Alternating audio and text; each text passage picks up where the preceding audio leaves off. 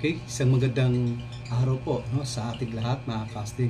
So ngayong araw po ito, gagawa po tayo ng isang tutorial tungkol po sa isang check valve kung saan po natin nilalagay yung ating pong butane, tapos doon din po lumalabas, no, yung moist, no, kung saan yung po ang pumapasok sa ating pinaka chamber.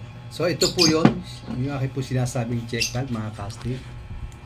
Okay, papakita ko po sa inyong mabuti, pero gagawin po natin ang tutorial to upang inyo pong maging gabay sa inyong pong pagbuo ng check valve. So ito po yan mga casting.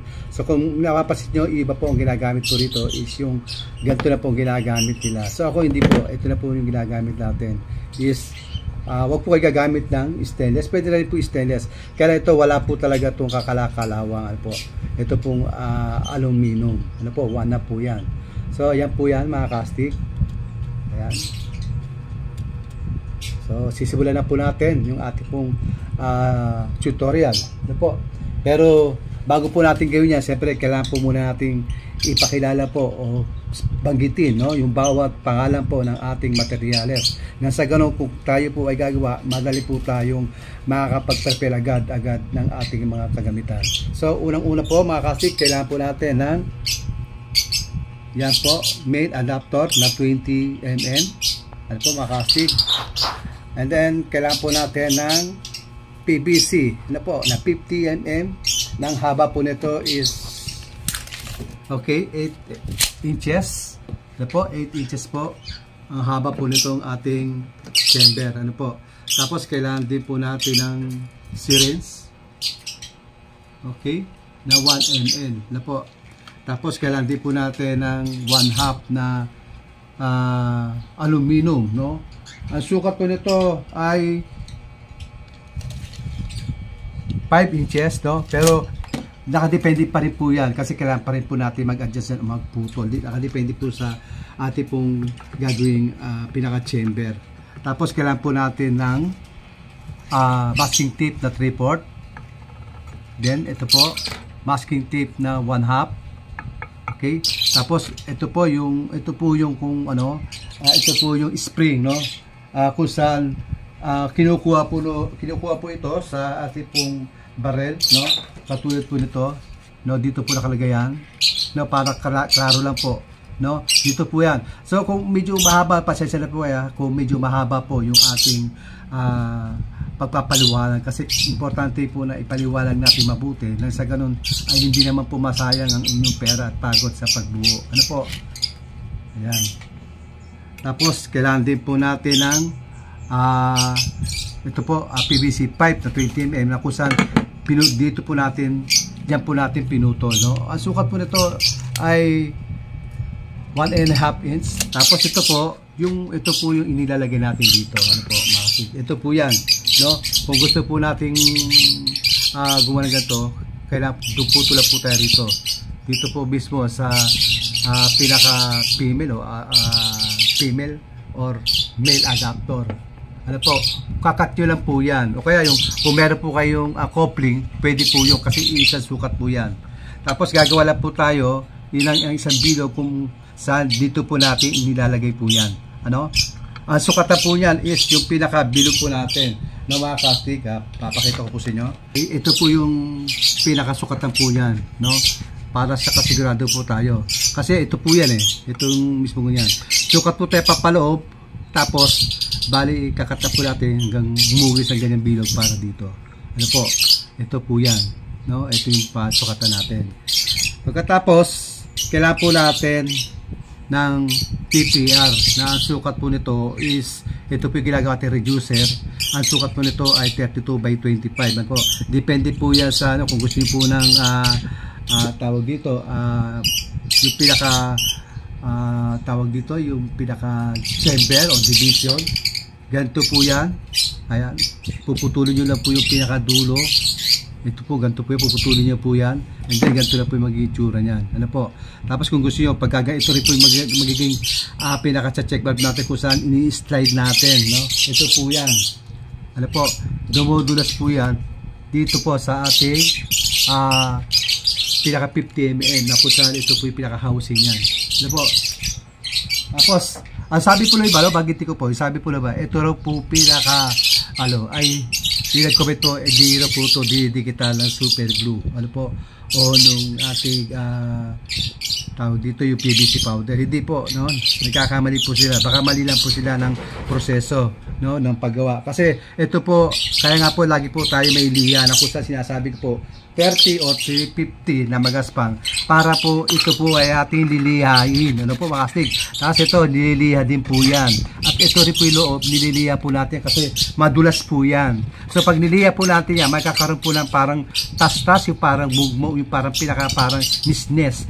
No? Kung saan pag tinuluan po ng super glue yan, natutunaw din po yan. Kaya nga po itong ginagawa natin body chamber is lagi po tayo may pang liha sa loob. Ano po, nililiha natin para magaspang po yan. Although kahit hindi po natin yan nililiha, didikit pa rin yan. Kailang mas importante po na nililiha po natin yan. Ano po, mas matibay po ang dikit niyan mga kastig. So ito na po yan. Ang kailangan po natin, 2 piraso. Ano po mga kastig? Ayan. Pagkatapos po, siyempre kailangan po natin ng yung ano po to, no? O-ring, no? 2 klase po yan, red at black. Ano po, O-ring po yan para po sa ating checklet para hindi po sumingaw, no? After po yan, siyempre kailangan po natin ng mga lapis, cutter, ano po, siyempre higit sa lahat, siyempre po kailangan po natin is super glue, ano po.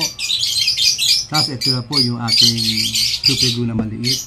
Tapos meron din po tayo ginagamit yan, no, na iba pang klase. Iba't ibang klase po, hindi po sa bangketa po natin binibili.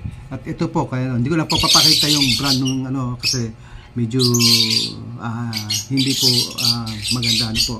Ayan. Yan po yung ginagamit po natin na talagang mga quality ko ba, may mga branded na pandikit po. Hindi po dapat tayo gumamit na nasa bangketa po ng mga kastig. Yan po, so simulan na po natin mga kastig. So dito po tayo uuna. Bubutasan po natin to, yung palibot ito. No? 3 butas na po, pwede 4 pero sa akin 4 na po. So lalapit po tayo doon sa ating yung pusat bubutasan po natin. Kung napapansin yung mga kastig, no? Meron po siyang tape. Kasi kaya ko pinagyan ng tape yan. Kasi minsan dumudulas. Pero pag may tape po yan, agad po yan. Rekta po agad. Bubutas na po yan. No? So, mga kastig. Kaya yan po purpose siya. Kaya meron tape yan. So pwede lang po siya gamitin ko sa mano-mano na barena ko. Kaya lang mas maganda po ito. Okay, simulan na po natin.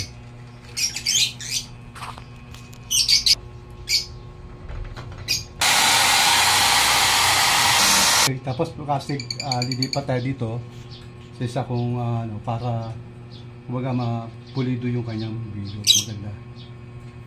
Okay, tanggalin natin yung mga tape kasi hindi naman kailangan na rin.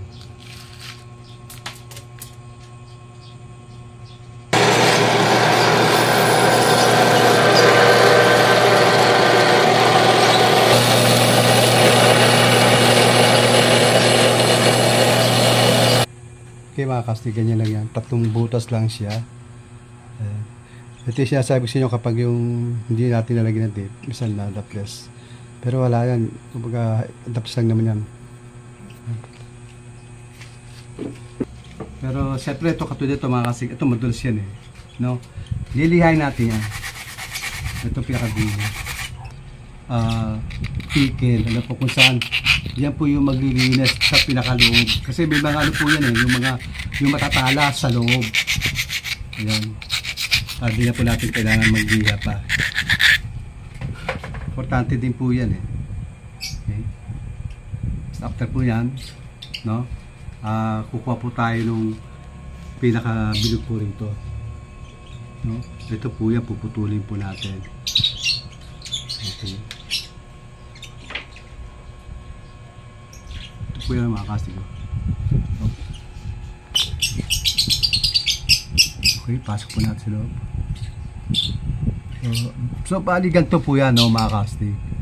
Kaya pinutol natin, tapos ginamitan natin ang heater na sa ganun parang tumikit po siya. Okay. Ito po yung heater natin. Okay mga kastig, babagaan na natin to, no? Heater natin para umano siya. Sumakmal siya ng maayos.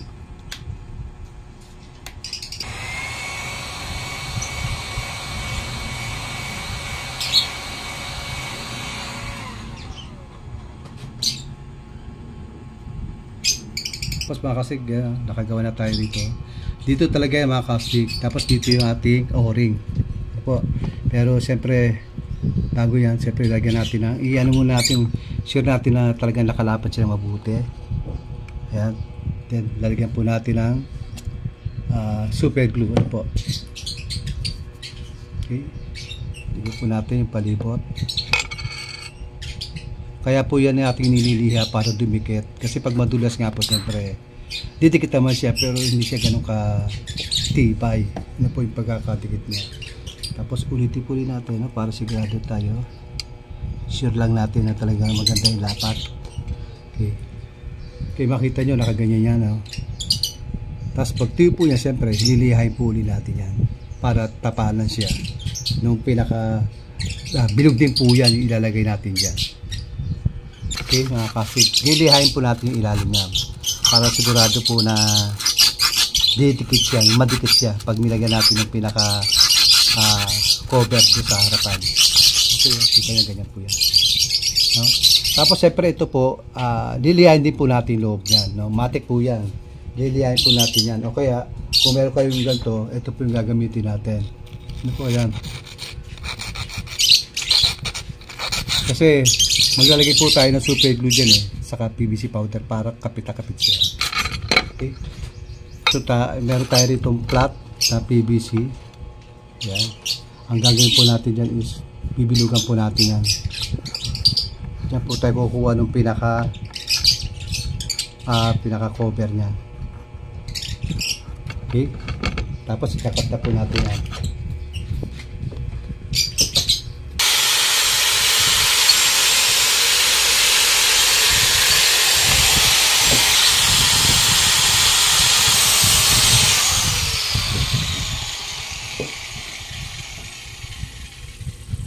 Yan mga kastik, bali dito yan. Okay, lihain natin. Pinaka-importante po ng liha na to, gaspang po dapat, no, tulad po sinasabi ng iba na yung PPR, yung ganito po hindi didikitan. Baka po yung kanila pong ginagamit na pandikit is sa bangketa po. Siyempre maganda po yung branded din po yung gagamitin nyo para madikit po. Kaya nga po nililihan natin para yung nistis niya, yun po yung magsisilbing kakapit. Pero kahit hindi po nistis yan, nadikit po yan. Nagtataka lang ako kung bakit hindi nadikit. Ano po? Ay, matagal ko na pong gamit itong ganito. Since nung 2019 pa, yan na po yung gamit natin pinaka-divider natin.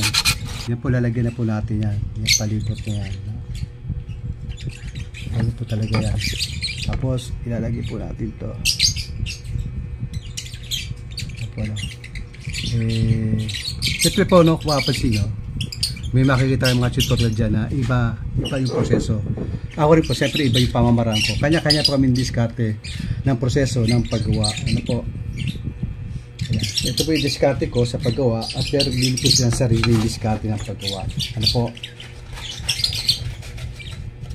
Tapos, after po yan, i-diyahin po natin yan. Okay, mga kastig. At pagkatapos ito mga kastig, lagyan natin ng yung o-ring. Kahit tulay yan, no, dalawang klase kasi itong aking ano pero ito na lang ano kunin natin kasi ito na yung nasa bupana. No, hanap tayo ng o-ring na kakasya. No.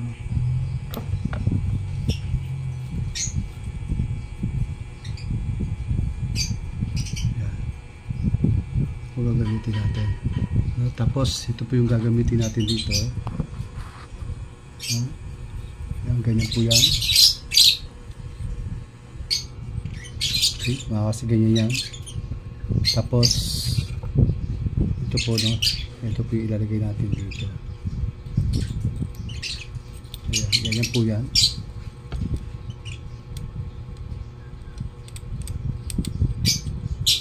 Okay, tapos importante meron tayong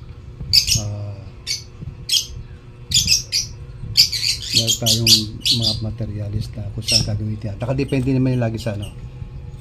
So, tapos siyempre bago natin papasok po natin ito po yung female adapter. Kailangan pong gagawin po natin dyan is kailangan sure nyo po na sigurado wag na hindi. Ano po?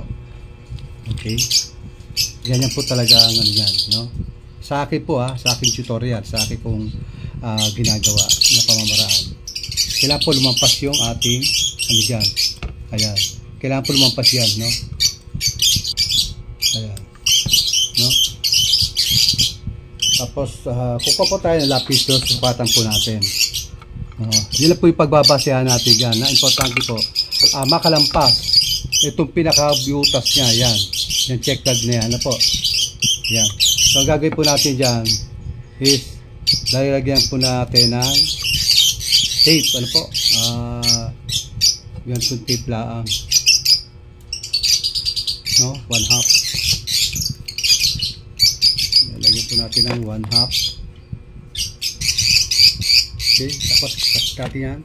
Siyempre babangga dito yan, mga kastig. Ito ilalagay natin dyan Tapos, po, katulad mo sinasabi ko sa inyo mga kastig, huwag niyo pong kalilimutan na maglagay po ng male adapter po rito. Ng female adapter po female adapter po yan. Bago po ay gumawa nito, kailangan lampas po yung butas. Kasi dyan po lalabas yung moist, no, yung galing sa ating butane. No, after po yan, pwede nyo na pong tanggalin yan. No? Kasi sukat na naman siya. Kasi ito po yung inilalagay natin sa body chamber. Ano po? Ito. Ayan. No? Yan po inilalagay natin. Kaya dapat lampas po ito. Dito. Okay. Tapos, gagawin po natin is puputulin na po natin ito siyempre mga kastig.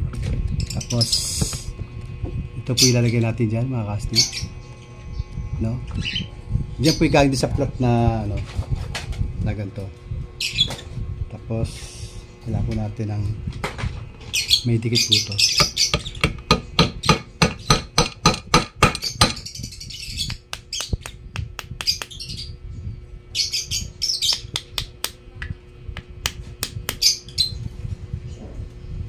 Ayan. Patutuloy lang po natin na konti, saka natin bubutasan dito. Okay mga kastig. Siyempre habang inintay natin itong matuyo, ay nakadikit na. Habang inintay po natin matuyo yan, ito dito muna tayo, no, para magawa natin. Okay. Tanggalin po natin yan. Tapos ito po siyempre. Okay. Dito muna tayo dadako, no, mga kastig, habang inintay natin matuyo yan. So ang gagawin natin mga kastig, ito patilos yan kung napapansin nyo, itong syringe ay patusok. No? Ang gagawin po natin, ikakat natin siya ng hindi pa kontra, kundi pa ganon. Ano po, kung saan nakatilos, dapat pa bali. Ano po, ayan, gagawin natin. Yan po mga kastig. Ayan. Ano po. Okay, patabi po natin dito. After po yan, gagawin natin yung yung inilalagay po dito sa dulo. Ano po mga kastig. Ayan. Pero kailangan din po dito, no, may guantes kayo. Kailangan ko, sarili naman ako dito.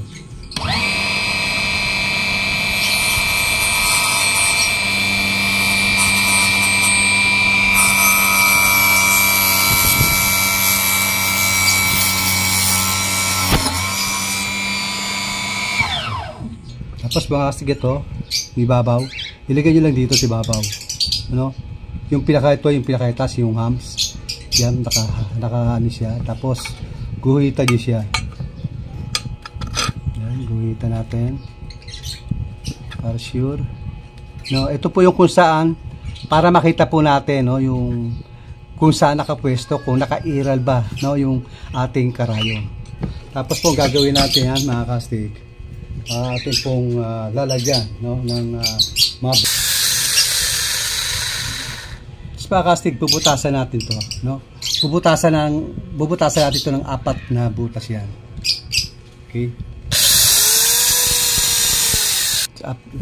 Okay, tapos after po yun, pagkabutas natin, linisin lang po natin mga panabi na yan, para malinis po siya, hindi siya makakabala. Okay? Kaya po yan. Okay? Nalinis na po natin mga kastig. So ang gagawin naman natin dito, yung bubutasan po natin dito.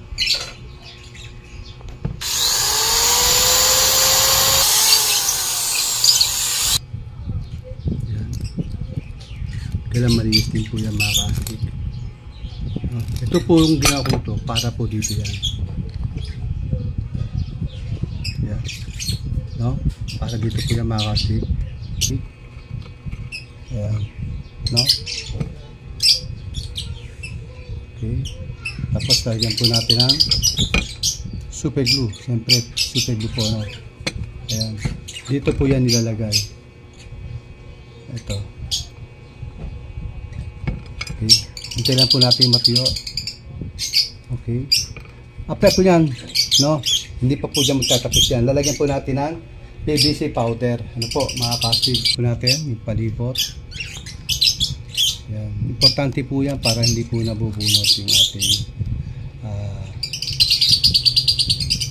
yung series na ligay natin dito.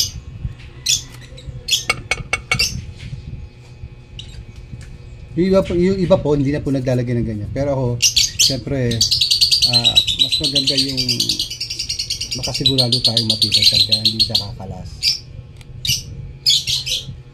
Iba-iba kasi kami ng gawa, lahat ng mga gumagawa ng tutorial. Ano po? Hintayin na lang po natin matuyo, mga kastig.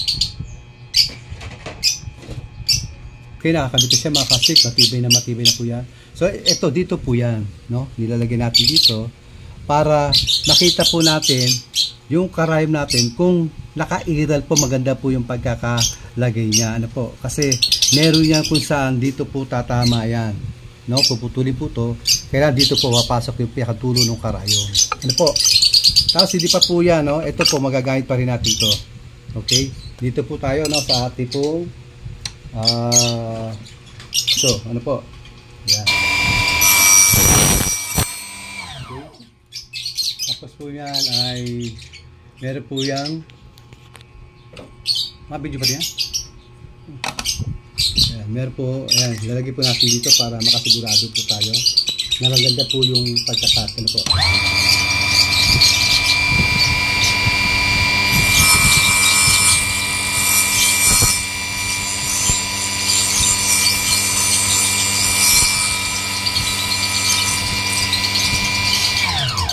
Kailangan po kasi dahan-dahan lang po yung pagkakat, ano po, yung pagputol. Ayan. Pero kailangan po natin yung guantes mga kastig, wag na hindi po. Kaya lang po ako gumagamit ng wala na po akong guantes. Bukod doon, medyo sanay na rin naman ako gumamit ng walang ano. Pero dapat lagi po tayo protection sa ating mga kamay. Okay, dito po nilalagay po yan mga kastig. Ano po? Yan. Yan po yan. Dito po nilalagay yan. Okay. Tapos dito po yung papasok yung ating, for example, halimbawa ito po yan. No? Dito po yan. No? Wala na po laman, no? Wala na po laman ito mamaya, kahit ang kaya na sample. Ang gagawin po natin dito is ikakat po natin yan mga kastig. Yan. Sukatan po natin para sure. Ayan. Sukatan po natin. Yan po yan. Tapos kahit po tayo ng salamin. Ito. Medyo hindi po dapat ito, dapat yung makapal. Pero okay na rin po yan para ligtas po tayo doon sa mga maaaring tumamang mga maliliit na bagay sa pag-grinder.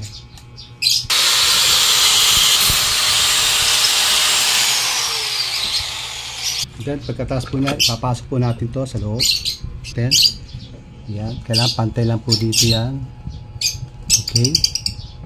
So, pagkatapos niyan, testing natin. Ayan. Okay po yan. Tama lang po yan. Pagkatapos po niyan, medyo sipatin natin. Diretso. Kung maganda. Tapos patakan po natin yung mga panabi na to. No, nung super glue.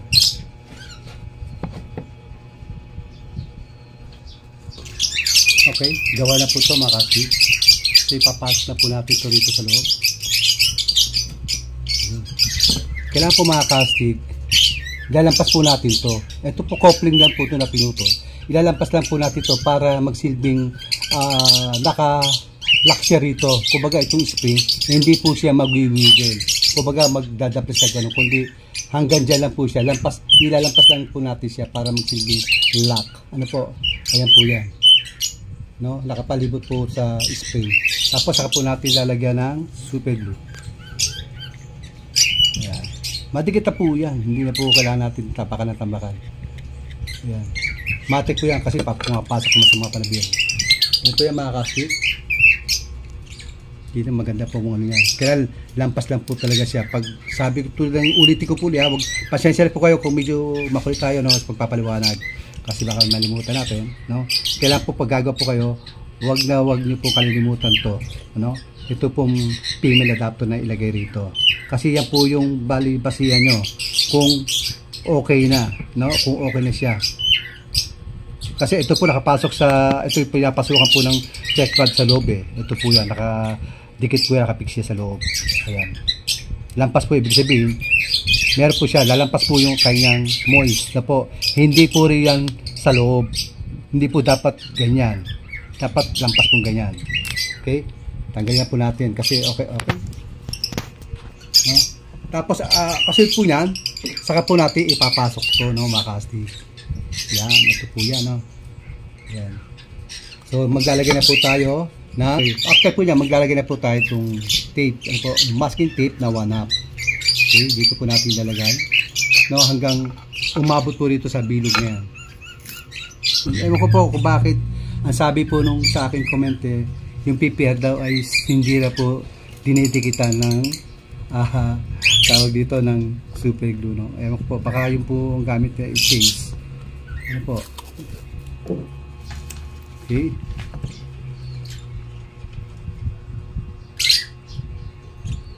Okay, ganyan po yan, mga kastig. Ayan. Tapos ito po, mga kastig, ano, lalagyan po ng super glue yan. Yung mga palibot po yan sa mga PVC powder. Hanggang po mantay po dito. So hindi na po natin gagawin yan. Kumbaga, tutorial lang po ito, no? Tapos lalagyan po natin ng okay, ng O-ring. O-ring po, lalagyan natin.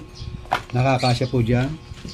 So, mahalaga din po na may O-ring po yan, no? Na wag po na hindi. Ayan.